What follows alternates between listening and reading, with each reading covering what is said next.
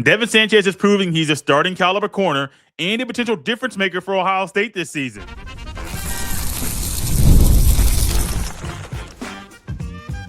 You are Locked On Buckeyes, your daily podcast on the Ohio State Buckeyes. Part of the Locked On Podcast Network, your team every day. Welcome in, Buckeye fans, to your Hump Day edition of Locked On Buckeyes, which is your daily Ohio State podcast. Part of Locked On Podcast Network, your team every day. I'm your host, Jay Stevens.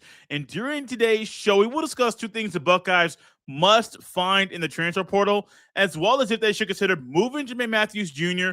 to inside corner. But first, surely before Devin Sanchez walked on campus at Ohio State for the first time, there were a lot of people that were throwing their lofty expectations his way. Some are saying he needed to start from the beginning. He needed to be a first-round pick at the end of his career. Or he just needed to play, find a way to play as a freshman, and then work towards starting as a sophomore, but maybe you won't start to your junior year. People are just saying, hey, Devin, this is what you must do because this is what I believe about your game. That's wild to think about, but that's how things are right now, and that's how things are in sports. If you're really, really good, people are going to form an opinion about you and when you should play, and they're going to make sure you know how they feel. Well, Devin Sanchez heard the noise. He blocked it all out. He was the third corner for the Buckeyes last year and showed a lot of promise in year one as a Buckeye. But this year, heading into year number two, a second session of spring in his career, it's very, very clear when you watch Sanchez play, he is proving he's a starting caliber corner for the Buckeyes, and he is going to be a potential difference maker for Ohio State in the fall, which is the goal.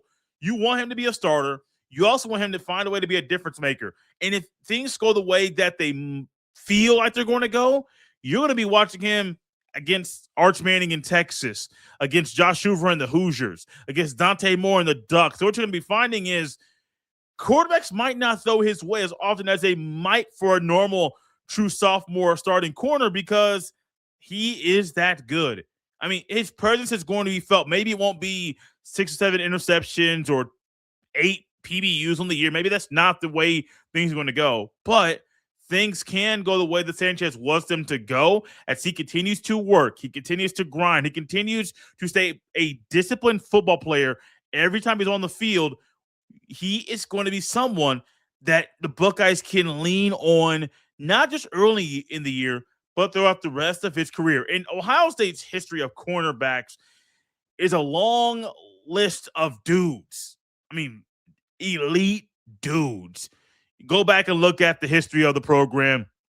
Under Ryan Day, they got Jeff Okudah and Damon Arnett. You go back to Urban Meyer. I mean, the list is long. Jim Tressel, the list is long. The Buckeyes are used to producing high-level, talented corners year after year after year.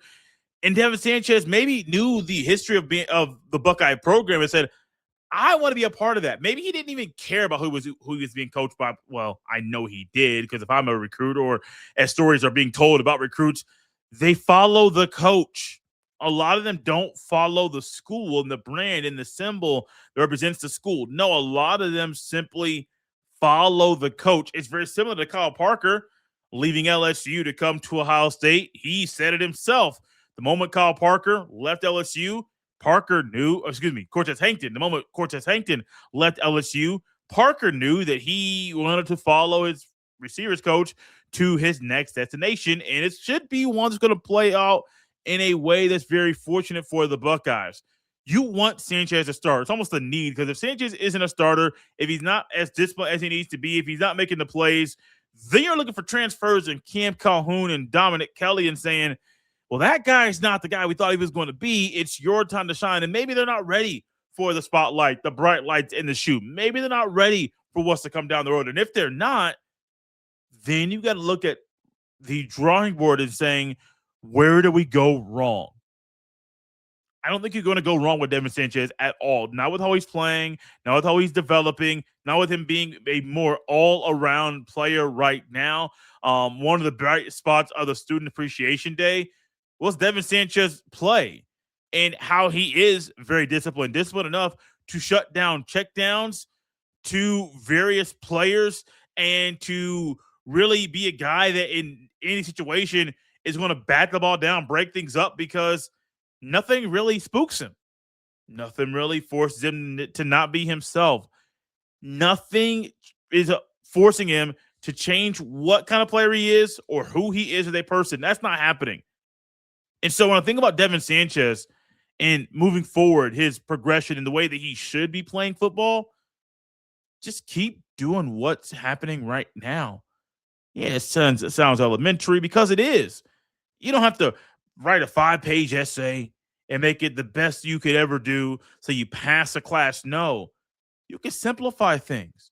You can look at a player, his role, the role the team needs from him, and say, what does he need to do to fit said role? So he's a starter. So he's a difference maker for Ohio State.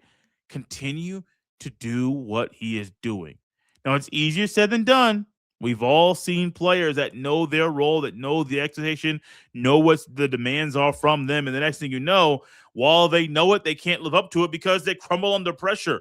Well, you try to do everything you can before a player and a recruit comes to Ohio State to know how they might respond when the lights are on. I say might because you truly don't know how somebody is going to respond when the lights are the brightest because, well, things could change. I was watching football. This is probably 5 years ago now, 6 years ago now. I was at my alma mater, Lawrence Central High School, watching some ball, and I ran into Will Glover, who was a couple years older than me. We played football together, and he was around some other people, and the quarterback went down on a play. They brought in either a sophomore or a freshman quarterback as a backup role, and you could tell the lights are too bright. You could tell he just wasn't ready for the moment of being under the Friday night lights. And Will kept talking, and Will's a chatterbox, and I understand why he is the way he is. Well, as he was talking, I made a comment about, man, like, are you sure? Like, are you surprised he's falling like this under pressure? He's like, oh, yeah, man, those lights are bright. And some guys aren't ready when the lights aren't ready for those bright lights when they're out there on a Friday night. And so that's real. That is true. That is something that is a reality about some guys crumble under pressure. I have a hard time believing that Devin Sanchez is going to be that guy that crumbles under pressure based off the way that he has played so far. Late in the year, last year, in some of the bigger games the Buckeyes played, Devin Sanchez was what you needed from your third corner. Now, he must continue that development, stay on the upward trajectory, so that when his number is called now, he is better than advertised. And I think it's the best way to, I don't know why it took me 8 minutes to get here. That's the best thing about Sanchez so far to me, is that he is better than advertised. Jeremiah Smith, better than advertised. Julian Sand, better than advertised. Bo Jackson, better than advertised. There are guys out there that are better than advertised. And that's Devin Sanchez so far. Gets to Ohio State, goes and finds some people to help him out. And next thing you know, he can't come off the field. Speaking of coming off the field or not being able to come off the field, it's Jermaine Mathews Jr. He comes back to Ohio State to raise his draft stock. He has unfinished business. And while he has unfinished business, there are people that are wondering if the Buckeyes should move Jermaine Mathews from outside corner to inside corner. I don't think it's the best move for the defense moving forward. I'll tell you why after the break. This is Locked on Buckeyes. I'm Clea Butler, host of Locked On Women's Basketball, and this is Mazda's Women's Basketball Snapshot, celebrating the work no highlight reel can ever capture. UCLA made history by winning its first NCAA Women's Basketball National Championship, dominating South Carolina 79-51. The Bruins controlled the game from start to finish with elite defense and balanced scoring, finishing the season 37-1. Star center Lauren Betts was named Most Outstanding Player, leading a team effort that capped a 31-game winning streak. Under head coach Corey Close, UCLA secured a landmark title that has been decades in the making. These moments are earned off the clock, those long before the lights ever come on. The sweat, the fakes, the doubt, the scrapes. I'm coming back for more every time. Mazda puts that same drive into every detail. Wins define the moment. Putting in the work, that defines you. There's more to a Mazda because there's more to you. Thank you for tapping in Locked on Buckeyes and for making the show your first listen of the day. The Everyday Club is a place you should be because you're able to get ad-free episodes of Locked on Buckeyes when you join the Everyday Club, plus members-only Discord access and more. Join at lockedonbuckeyes.supercast.com or tap the link in the show notes to learn more. Devin Sanchez has been a strong player for the Buckeyes so far this year. Some of it in spring practice. With a lot of the plays he's made, you can tell he is a guy that you can lean on to be a solid guy on an island playing corner for the Buckeyes. But there's a guy playing corner on the other side of the field. People are starting to wonder if Ryan Day and Tim Walton should move Jermaine Mathews from outside corner to inside corner. And on the surface, it kind of makes sense. I mean, you saw the play, a lot of us did, where Brock Boyd literally cooked Jermaine Mathews in the red zone in practice. Mathews ended up holding. Brock Boyd still scored. I mean, with some of the stuff going on that didn't go Mathews' way. That's a rep in practice. That's one rep. Now, you're talking about a 4-year guy and a guy who just got on campus who skipped his senior year of high school. That's context that really means a whole lot. But on the surface, Mathews is going to start. Ohio State went out there and brought in Terry Moore, brought in Earl Jr. Had to slow down to get the names correct because I'm going to butcher those names. Hopefully not every single week, every time we're on the show, but you got to get those guys right. Terry Moore and Earl Jr. came to Ohio State to transfer into play. I believe it's Earl Little is working to replace the Caleb Downs role, and Terry Moore is going to replace Lorenzo Styles Jr. I don't see a scenario where you feel comfortable moving Mathews from outside to inside based off the guys that are in the room that are currently on the team. If the Buckeyes weren't able to get someone to replace Lorenzo and Caleb Downs from the portal, then there might be a real conversation we would have about Mathews Jr. being moved to the inside corner spot. But I think him playing the outside is not only the best move for the team, I think it's the best move for him moving forward. Corners aren't perfect. They're going to make mistakes. They have mental errors. They have mental blocks, and sometimes it takes 3 or 4 or 5 days for them to overcome the issue that is there. But when those things happen, you learn from them. Is it rocket science? Like I said earlier, it's very elementary. When something doesn't go your way, you find out what went wrong, and then you put a plan in place to learn from what went wrong. Mathews should stay on the outside. Sanchez stay on the outside. Let Earl Little and Terry Moore fill in some of the other spots with the Buckeye secondary and just let everything else go where it needs to go. And also, I know with corner, if you hold on to a guy for too long and you promise him some things, it could backfire. Denzel Burke, I won't say Denzel Ward. Burke was one that after 3 years at Ohio State, being a 3-year starter, he stayed at Ohio State. And honestly, I think it was the right move for him. But man, a year 4, he didn't take that stride to get a whole lot better. It seemed like he kind of stayed stagnant, stayed where he was, and it wasn't the way things should have been. That wasn't what anybody would have guessed.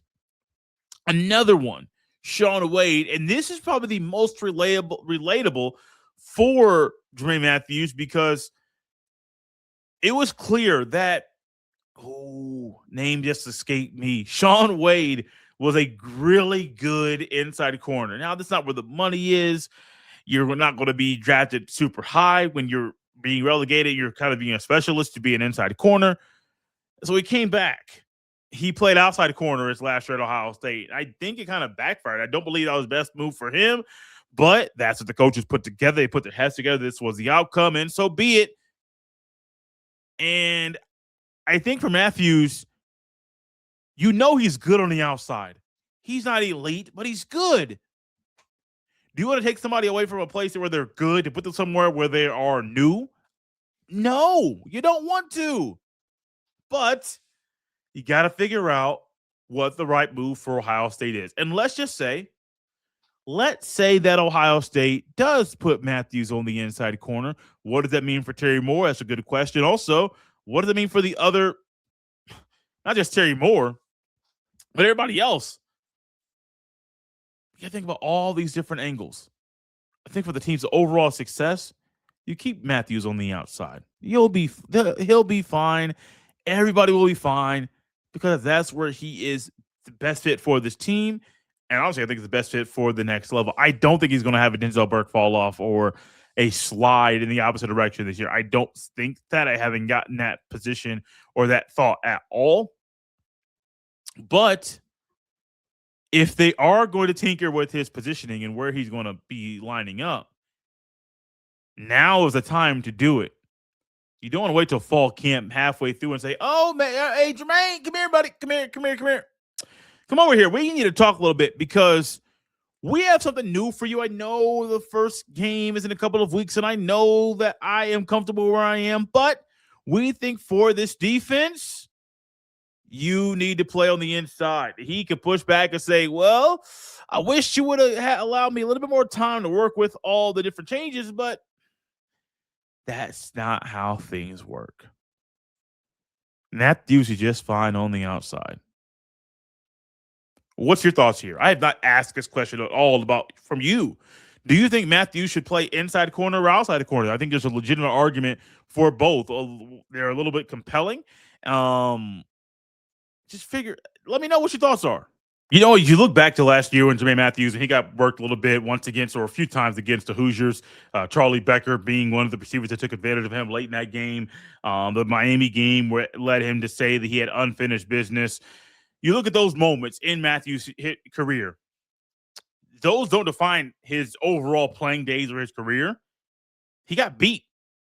You can look at all the NFL and say, who is the best corner of all time? Somebody's out there listening or watching this is going to say it's Deion Sanders. And if you say it's Deion Sanders, cool, great. He is the all-time best corner in your book. Well, he wasn't perfect. He wasn't perfect at all. Think about recruiting databases and recruiting rankings and how they rank players. One of the most can't miss prospects I have seen out of high school. I'm going to go back a little bit, almost 20 years ago. That's Devin Greg Oden. And Greg Oden was a guy that was basically a can't miss guy, and the Buckeyes didn't miss, but he wasn't perfect. He wasn't an elite free throw shooter. He wasn't a guy that had a lot of post moves. No, he was a great defender. A guy on offense that was powerful and made guys look a little foolish, but he wasn't perfect. No player is perfect. Nobody is. So for Mathews Jr., moving forward, you can look at those plays last year and some things that didn't go your way and say, man, that defines me as a Buckeye. No, it doesn't. That defines those moments, not every moment since you've been there at Ohio State. I'm not trying to ruffle any feathers, but somebody was going to hear that and think, man, this dude's crazy. No, just being factual. Just be a little bit understanding. Just realizing that if you mess this up, you could derail some of the confidence of some of the players. Oh, one last thought in regards to Mathews. If you move him to inside corner, you're going to need Dominic Kelly or Cam Calhoun to step up and show that they are starting caliber corners right now. You know Devin Sanchez is. You know Mathews Jr. is. You know the secondary overall right now is pretty fit and pretty set. But if things need to change, do it as quickly as possible. But also know it's the right move. Don't just change to change. Change with the plan in place. If Mathews goes inside, who's replacing him on the outside, and then figure out how to get the chemistry to work. So that is a strong decision moving forward. Speaking of a strong decision, Jake Diebler needs to make some strong decisions very quickly in regards to how he puts this roster together. What are some things the Buckeyes must find in the transfer portal? We'll answer that question after the break. This is Locked on Buckeyes. This episode is brought to you by Indeed Sponsored Jobs. Workplace chaos, deadline stacking up, inbox overflowing, and the one position you have to fill still sitting open when the pressure's on and you need the right hire. This is a job for sponsored jobs. Indeed Sponsored Jobs helps you reach the people who actually fit what you're looking for. Skills, experience, location. So you're not just hoping the right candidate stumbles across your post. And here's a stat that says it all. In the minute I've been talking to you, companies like yours made 27 hires on Indeed, according to Indeed data worldwide. So if you're hiring, spend less time searching and more time interviewing candidates who check all your boxes with Indeed Sponsored Jobs. Spend less time searching and more time actually interviewing candidates who check all your boxes. Less stress, less time, more results. When you need the right person to cut through the chaos, this is a job for Indeed sponsored jobs. And listeners of this show will get a $75 sponsored job credit to help get your job the premium status it deserves at Indeed.com/podcast. Just go to Indeed.com/podcast right now and support our show by saying you heard about Indeed on this podcast. Indeed.com/podcast. Terms and conditions apply. Need to hire? This is a job for Indeed sponsored jobs. This episode is also brought to you by Robinhood. What if sports were traded like markets? Now you can put your sports IQ to work in real time with Robinhood prediction markets. It's not you against the house. It's you participating in a live market. You can buy or sell your positions live all game long. Use your sports knowledge in the moments that matter. Robinhood prediction markets changes the game. It's people moving the action, so when momentum shifts, you can move with it. I always knew the game, but never had a dynamic way to apply that knowledge. Now I can actually take part live in a market powered by people. You're no longer just a spectator. Play by play, you decide. Trade every play with Robinhood, now available across the U.S. Download the Robinhood app now to begin. Futures and cleared swaps trading involves significant risk and is not appropriate for everyone. Event contracts are offered by Robinhood Derivatives LLC, a registered futures commission merchant and swap firm. Thank you all for tapping Locked on Buckeyes and for making this show your first listen of the day. We're going to go away from the football field and go back over to the hardwood because we are right now in the midst of the portal. The only portal in the offseason is open for college basketball.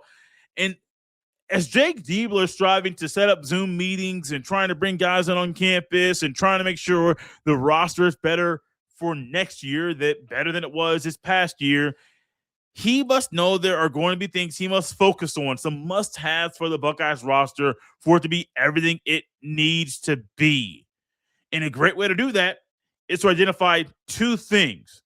You need a strong, solid, athletic point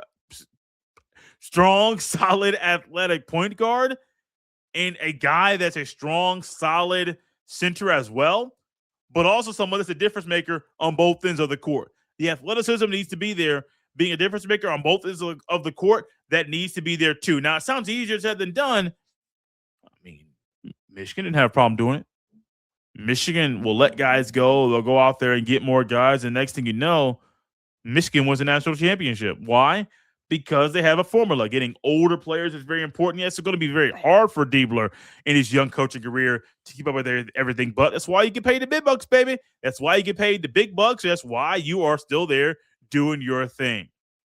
The point guard and center are very important. And I could have sat here and said, well, you get an athletic center, a guy, he can still be 280, but be a little bit agile, which honestly is probably going to happen. But you need to make sure they're difference makers. I talked to my dad on Tuesday evening. I was out covering boys volleyball and talked to my dad a little bit about the national championship game. And he said, man, Michigan was just on a different level, a different playing field. And they kind of have a blueprint now about what works. And what they did was they went out and got older players, but their entire starting five came from the portal. I don't think Ohio State I know Ohio State doesn't need to be there right now. I'll be very skeptical if that's what they want to do moving forward. But my dad said, the thing about Michigan's roster, old boy played in North Carolina, came over.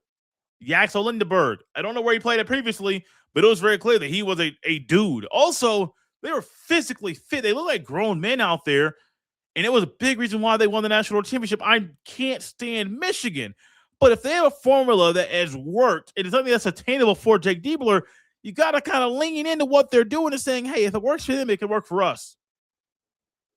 So you got to look at it. And when it comes to this part of the roster, the point guard and the center are pivotal. I know Josh O is staying. The Baylor transfer, he didn't play last year. He's going to be playing this year. I've never looked at him and said he's a starting corner. A starting center for Ohio State. I've never, ever seen that. Never. So if he continues to stay, he has the right to go to the portal if he wants to. Well, if that's the case, if he stays, he's not starting. If he goes, then they have more fish to fry. But you have to get a starting center and a starting point guard. Focus on the athleticism, the nature to play multiple years of college football, college basketball somewhere else, but also get them to come in and be a big reason why the culture is shifting at Ohio State. There was a time, maybe a few years ago, 5 years ago now, I forget exactly when the trend stopped, but there was a belief that teams needed to have younger players, a one and done. And if you have those, you're going to win. Okay, cool. The team started to recruit to that level, and some got hot quickly, and some didn't. Some just stayed stale.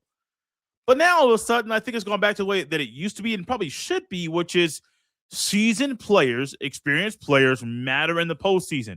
Now, the point guard matters, your big men matter, your coach matters. Like, those things matter too. But all those things matter. There, you can't really put a grade on the value of experience in college basketball. So for Diebler, while you're trying to go out there and get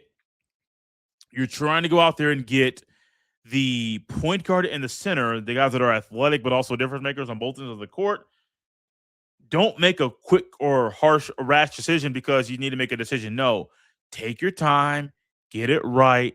And at the end of the day, if you do that, I think you'll like the result. Thank you for tapping in Locked on Buckeyes and for making this show your first listen of the day. If you never miss an episode, the Everyday Club is built for you. Get Locked on Buckeyes to have free plus members-only Discord access and more. Head to lockedonbuckeyes.supercast.com to join the club.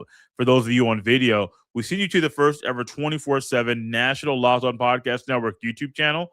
On audio, make sure you make your second listen Locked on College Basketball. You can follow me on any social media platform or jstevens07. Send every email to jstevens317@gmail.com. And this has been Locked on Buckeyes on a hump day.